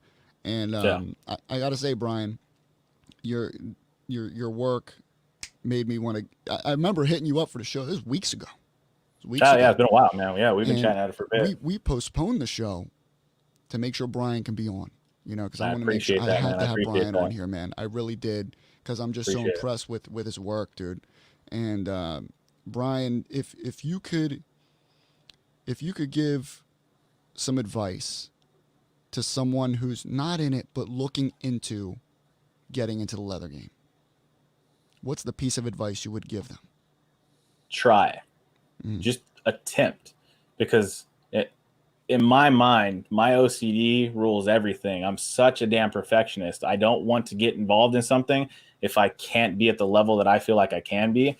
And that shit is a crutch, man. Like it sucks so much sometimes, because I'll sit in here and I'll beat myself to death over the smallest little details that people won't even notice. But I know I'm not the only one like that. I know a lot of people are just afraid to start. If you just try it, you can get a set of leather tools on Amazon for $30. There's a lot of guys that'll come to me and talk about how do you get into it, and they're researching Barry King leather tools. You don't need that, man. That's you're talking about the most high-end aftermarket parts for your car, and you've never been to a track before. It doesn't make any sense. Right. You're not going to know what the need is for that suspension if you've never gone around a corner hard. Right. So there's no point to it. So I just suggest buy a small kit and then go on YouTube, man. Weaver Leathercraft, that's a household name in leather. They do all kinds of tutorials all day. Chuck Dorsey taught me more than anybody else did out there. And this traditional leather, but it relates to what we're doing. He'll talk about the simplicities, but he'll talk about really in-depth details too, and teach you all kinds of weird techniques that nobody even knows about. When I dropped that penny tag, everybody hates the fucking penny tag. I hated the penny tag. And I thought, is there a possible way that I can make this belt to where I'll enjoy seeing it? It looks dope. Everybody said no. Right. But everybody said no. Everybody said you can't make that belt legit. And I put that technique on it, and that's just shit I learned watching YouTube, dude. Literally, the technique that just popped up, and I go, man, could I use that on this? That plate is completely different color than the others. This washed, old, worn look, along with a little bit of light tint around the border, that might actually look pretty damn good. Sure shit, it blew up, man. Everybody wants that belt from me. Dude, that shit was fucking fire, bro. Appreciate that, dude. That was going out on a limb. That was an out on a limb. I was like, yo, I think that's when I first took notice, is when you did that penny tag. Yeah, you hit me up on that one. Tag, I did hit you up on that one. Everyone's like, people wanted a penny tag? How many people wanted a penny tag because of BJ, bro? Dead ass. Be real. Day. I still have people on a wait list begging me to come back and make that belt for them, which I'm super appreciative of, man. I wish I could. We got to give Brian his time, man. Listen. Yep. Brian, I'll be back. I'll be back. It ain't forever. It's just this is just what Jay Cross always talks about, bro. Oh yes, man, it is. He loves that shit, dude. That color. Look at that thing. That color. Look at that. Look how deep that red is, bro. Yeah, that's another one. I'm gonna throw you on full screen. I'm gonna throw you on full screen. All right, go ahead. Go for it, man. Do your thing, bro. Holy, look at that, dude. Look at that color, guys. For real. That oxblood hits harder. If you don't see it in person, man, like it looks cool here, but you see this thing in the sunlight, it is crazy. It looks just mean, the black and red. It's just nuts, man. It pops so hard. It looks mean. It does. I love it. It looks mean, bro. One of my favorite colors. Oxblood, dude. That's the new wave, thing, bro. Oxblood. Without a doubt. Oxblood's where it's at. You're dead ass. But I'll tell you right now. Yo, he calls it. Ryan Stokes says it's beautiful. Jay Cross says it's basically sex on leather. Copyright hazard F5. Copyright. I love that. Dude, Brian, I just wanted to thank you, bro, for setting aside some time for us, man, for having a drink, hanging out. No doubt. Anytime, man. Anytime. I wish Make it I work. wish I could freeze time and talk more with these guys. And but I think we're looking to maybe possibly doing another episode. What do you think? You're Eddie? gonna think have this to, is- man. I You're think gonna have to. Like Dude. Brian said, you have to, man. You got to get a couple Yeah. of those. Stokes, especially, getting back on here too. That's what I was gonna say. You got to get Stoked on, man. That's my boy. Craziest thing, that dude lives not very far from me. Still haven't fucking hung out. We've been trying to set that up for a long time. He's right down the street, essentially. Still haven't, but he's one of my favorite guys in the game, man. He's been guys cool should get as together shit. and do some lace together. You know, like two Yep. old ladies do I some. already lacing. told him I'm gonna show him a couple of my tricks. He's got to show me how to stitch because I can't do that, man. There you go, bro. There you Lace, sorry, lacing. go. Stokes, hit me up, bro. Hit me up in the, Make it in the happen. DMs, the PMs, whatever you call them. We'll set Stokes something is up. like a stitch god, man. I mean, Is he? Yeah. Oh my goodness. Yes. Dude. There's no better lacer in the game, hands down, and everybody will tell you the same. I mean, that dude, he makes that shit look easy. I don't want anything to do with it. I've told him, you're out of your mind. There's so much time invested in that. He's chopped it down. I mean, he's efficient as shit, but Yeah. man, the end product, his NWAs are just unreal. Right. Dude. All right. I mean, you heard it from the man. You heard it from the man. BJ in the house. Hey, man, appreciate Bro. the time, brothers. Thank you so much. I appreciate it, my Yeah. man. And I'll keep in touch with you, okay? Oh, without a Thank doubt, you, dude. Without a doubt. God Thank bless you and your wife, brother. Yeah, man. Give the Appreciate wife you our both. love, Thank bro. you. Thank you, guys. All right. Dude. We got one more Not a nice belts back there, man. dude, Tell I'm you telling what, you right now, bro. I'm telling you right now. I don't go goo over many collections, but he definitely has one of them, man, back there. Dude. Everything's re-leathered, everything's redone. I mean, obviously he's OCD, which that helps because Listen, you get the best quality belt. there was a method to my madness there. You know, I wanted to get the exclusive for when he's back in. That's because I could put my order in first. You know what I'm Right. saying? That's the whole reason. I got to get my order in with BJ. You know what I'm saying? Dude's sick. I fell in love ever since the penny tag. He remembers when I hit him up too. The second I saw that, Yeah. I probably hit him up 5 minutes after that. And we got one more special guest with us here. This is our boy, man. This is our dude, bro. This is Mr. Kevin Davenport, man. KD, And look at the setup. Dude, I like that. Kevin, look at the setup. I'm in the ring, baby. I'm I'm ready to wrestle. I'm ready to double drop kick I'm something. loving this That's shit, bro. beautiful, baby. Dude, All right. Can you hear me good? Your Yeah. you audio sound good? great. We're You look Okay, good. Perfect. I mean, I feel good today. Feel good. If I Having a wasn't good- married, good day. I'd want to marry you. You look that good. I appreciate it, even though I'd be in trouble. Like Jay Today said, is my snack. today is my 7-year wedding anniversary. So Yo, I'm going to say it's my wife Logan. Happy anniversary. Congratulations, brother. 7 Let's go. years. 7 Listen. years. 6 years too long, but 7 years you know what I gotta say? That is so. beautiful. You know that. To You know that. me. It's beautiful, baby. First, to Brian and his wife, I just learned that, I heard that, and that's something that's sad to hear. But I will pray for them and their family, and I'm sorry to hear that. And Absolutely. more props to him to take in his time with his family. We can all, cry and moan about, I need my other. The guy's doing what he needs to do for his family and spending Right. time with his wife. And That's right. I kind of know a little bit of something about that. But more prayers to him, and I hope things continue to improve. We send good vibes. We send support 100%. That's what a community Absolutely. does. You know what I'm saying? Absolutely. That's what we do. So, Kev, But I'm here to give you a little bit of knowledge, my man.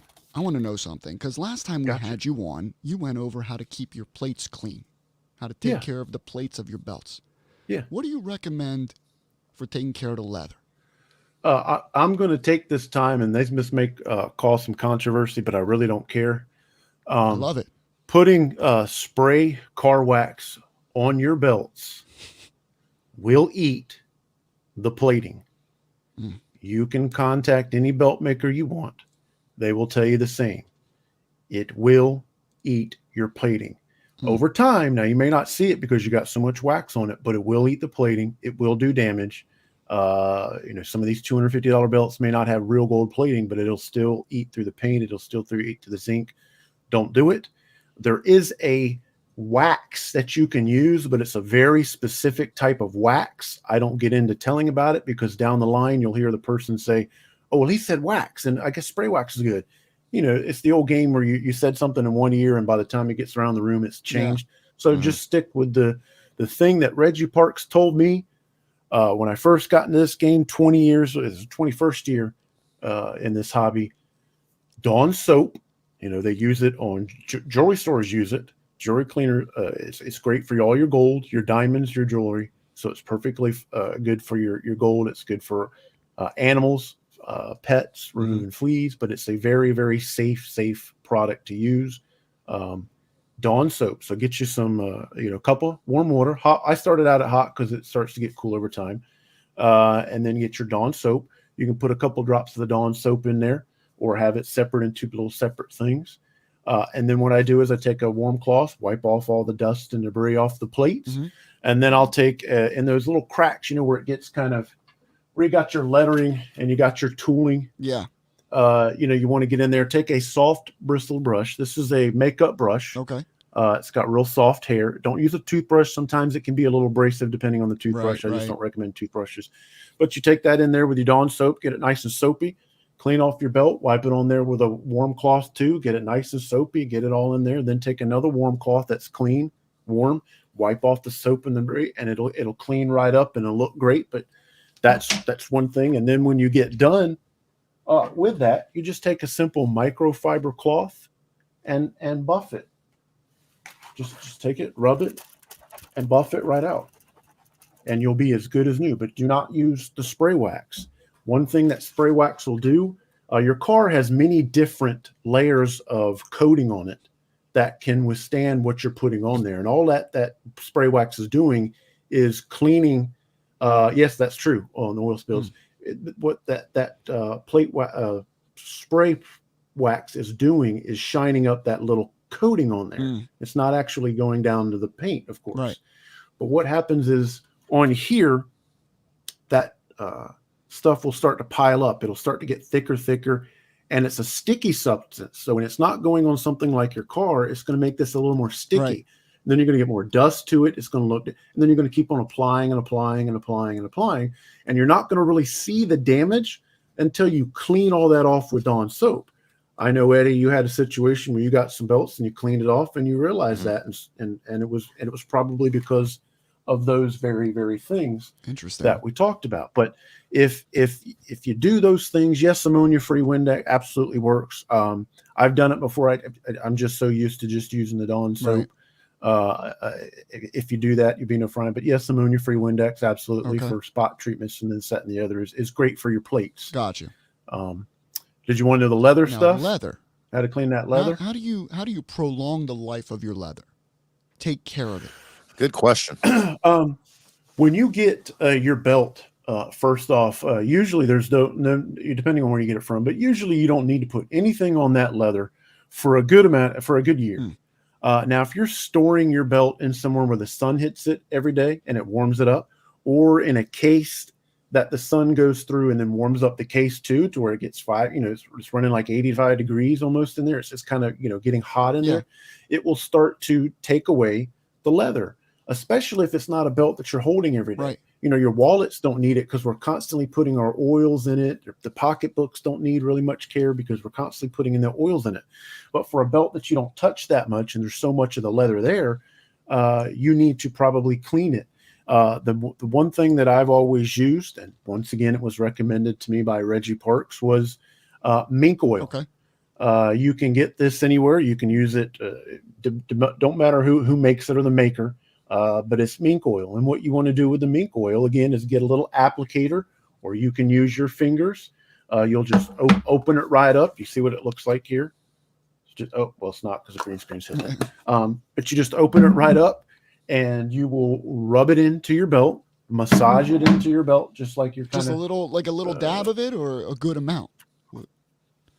Well, it doesn't matter if you use a good amount or not, because what's going to happen is when you're done, if you still see some up there, just wipe any excess off to where it doesn't look like there's much in there. But just rub it in, and you'll start to see it go in, and it will help with the areas that you have any cracking, usually right in here. It'll help those areas. It'll preserve the paint and seal the paint more that's on there.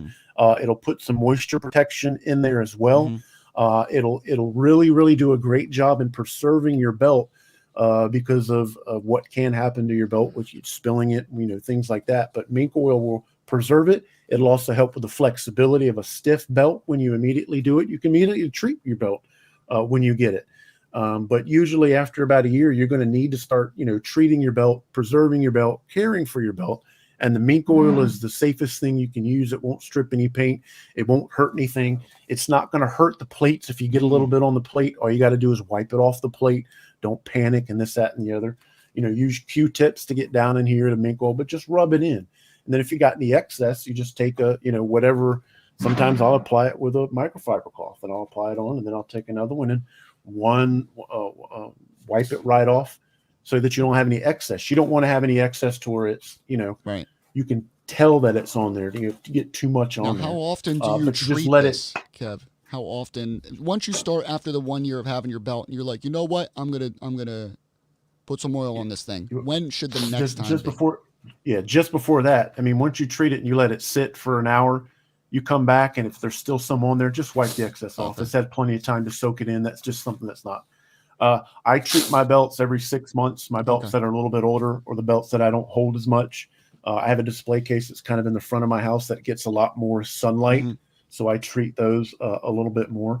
But you can do it once a year, 6 months a year. I always say treat it based on how your belt is recovering, acting, or aging. Okay. But you can't hurt it. I mean, if you do it once a month, it's not going to hurt it. You're not going to overkill. You're not going to do any damage by putting it on there. Every day. You're not going to hurt your belt by doing that. That's what I was going to say. I do it a couple of times a year, and I use small dabs of it. I think it's safer to me to use small dabs. Yeah. I say to whatever your perfection,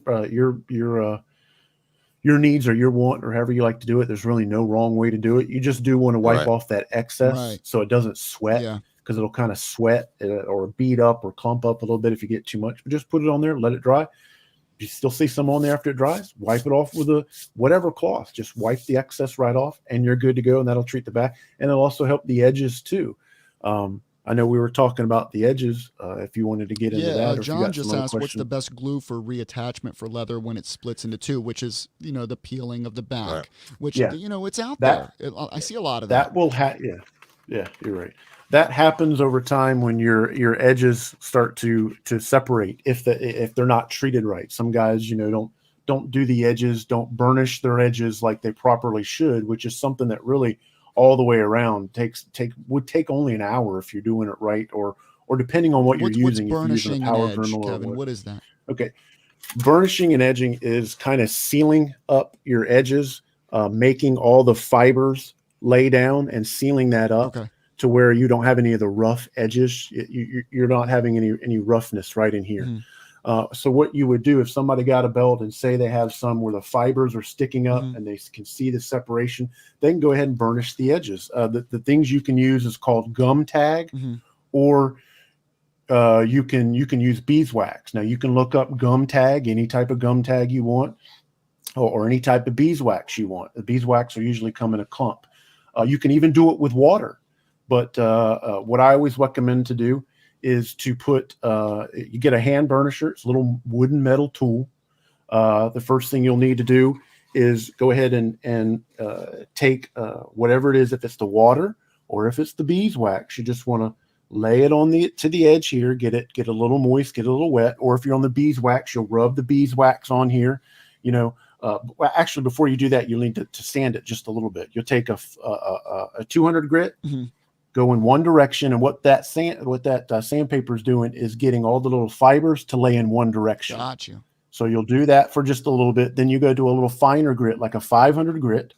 So 200, 500, then apply either the little bit of the water or the beeswax. I'm telling you, from the beeswax, so you just rub the beeswax on there. You'll want to rub it a couple of times to rub that beeswax, because the heat activates it, and then it'll lay on there. And then after you put that beeswax on there, you'll take that little varnishing tool, and the varnishing tool will have little knobs, or actually little grooves in it.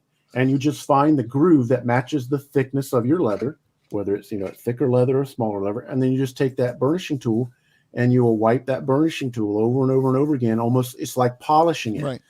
If you do it with water, it'll kind of look a natural shine. If you do it with beeswax, it'll give it a little more shine, like a coating to it. If you use the gum tags, it's a little bit in between both of them, but it just depends on what your your want or your look is. I always use the beeswax because it protects it, it coats it, it keeps from moisture from getting in there, and then it'll prevent more of that sealing. But that's how you treat the edges. And you can see right here on this belt, I've got to do it. Just let's see those little fibers sticking up. Throw you full screen real quick here, Kev. So there's little teeny tiny fibers right there underneath my eye. That could probably use some, and I'm getting ready to do that to that belt. And that's exactly what you would do to that to prevent you from having any separation from your back. Okay, now is to do those. And there's little tutorials you can do on eBay that say the same thing, but those are the same thing. Just get you some gum wax or gum tag or beeswax. If you use gum tag, it's kind of like a liquid. You just want to get in. You want to lay enough on there so it soils the leather or it wets the leather. Okay. If you're using water, you're gonna have to do a little bit more water because you don't want it drying out as you move on. You probably have to do section by section with water. Right. But that's a great way to burnish your edges and keep the backing from peeling off or separating or having those unfinished edges come up and keep it nice and smooth. Now, guys, listen. What I'm gonna do is I'm gonna take these. I'm gonna have Kevin send me the items he was talking about tonight, and I'm just gonna do like a little image of these items for taking care of your leather, and I'll post it up in the groups. So you guys can I will. check I will these out. email you. I will email anybody. They can message me, or they can message you, or you can post it up in your group. On the pages. Yeah, I'll throw it up if on I can recommend my group, I'll post it up in my group. That's run by me and Mark. Announce your group. Wide World of Belts. Yes. That's run by me and Mark Maggard. He's owner of it. I'm just an admin in it. Bro. But we'll post the links for these little things. All it is a burnishing tool and beeswax. It's very inexpensive to do. If you do it by Dremel, you can do it by Dremel. You just get the one that goes into your Dremel. And do it that way too. It's really something that you really can't mess up unless you're taking too much off for the sandpaper. But all the sandpaper you're doing is just wanting to make sure everything's going in one direction. Right. One direction, laying those fibers down. Right. And then if your backing is coming off, many types of leather glues. I'm not going to recommend one, but if your backing is coming off, you can take a little. Have you ever seen those that have those sponges at the hardware store, like a sponge instead of a paintbrush? Yeah. You can use the little paintbrush one, but the sponges usually work good. You put that glue in there, you baste it on the back. You want to pull a little bit more off than what's coming, because wherever it's coming off at, it's going to start underneath and you'll have bubbling. Right. So peel it back a little bit, put some of that glue on there with a sponge or a paintbrush or however you want to do it. Lay it back on there, seal it up, put some heavy books on it or whatever. Then come back and varnish your edges, and you're good to go. Okay.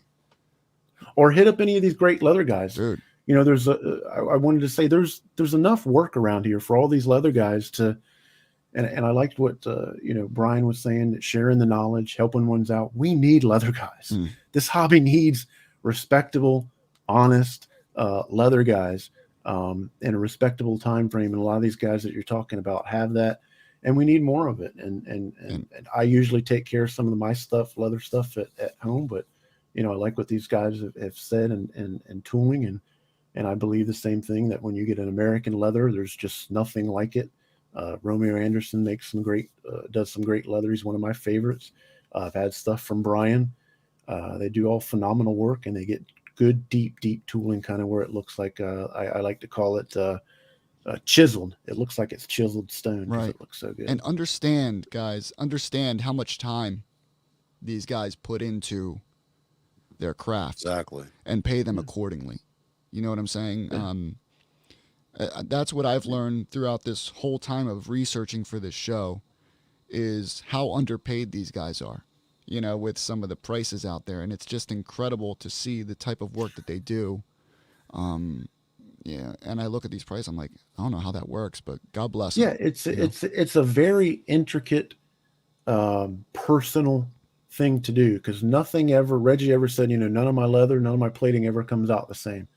Reggie was one that never kept up with even his cuts. That's why we have so many different cuts of his Winged Eagle, the IC belt, because he never kept up with it. He said, I never paid attention to it. I just cut whatever I felt that day or whatever I looked good.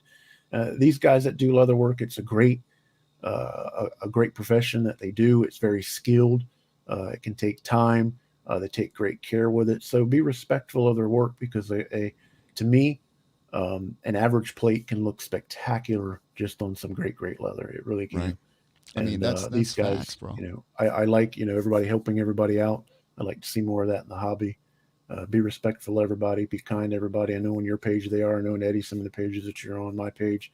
Just show whatever you got. No matter if it's 250 or 4,000. Right. Love all of them.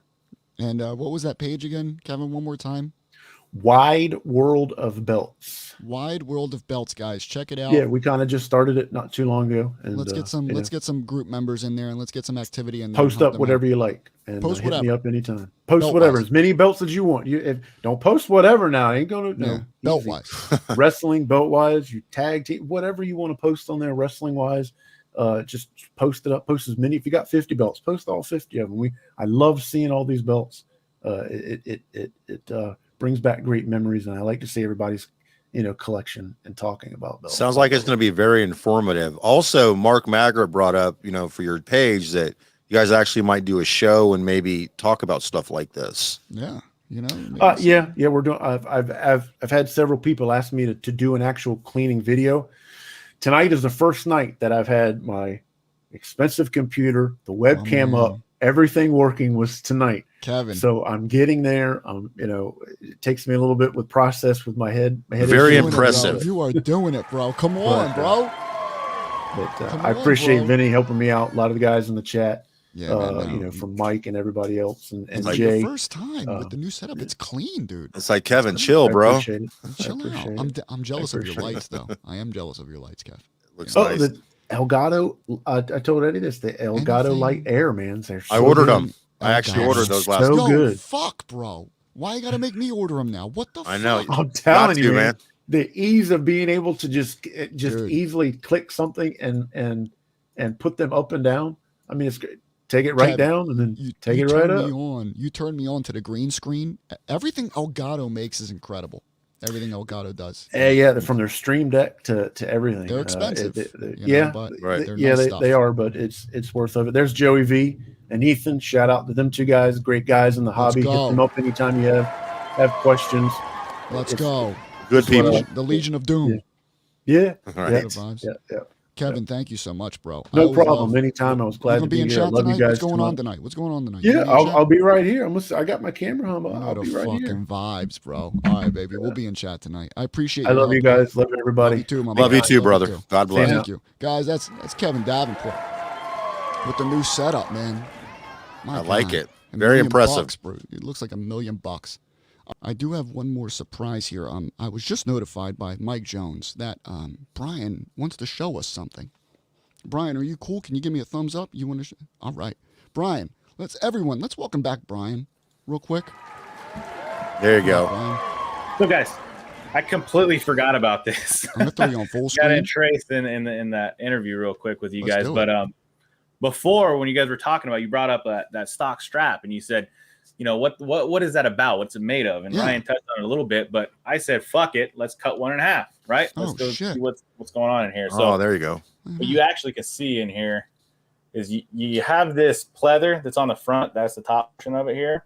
That's what's on that. Your plates go here on this side. Okay. You got pleather here. You got pleather on the back side, which is a little more supple. It's a little softer right here. This side's a little harder. In between here, you can see that to me, what it resembles and feels like is a mix between cardboard and cork. So if you were to mesh both those together, you get a little bit of that. That's this. So it's half cork that. board. Yeah, that's exactly what it looks like. And this part right there, that's foam.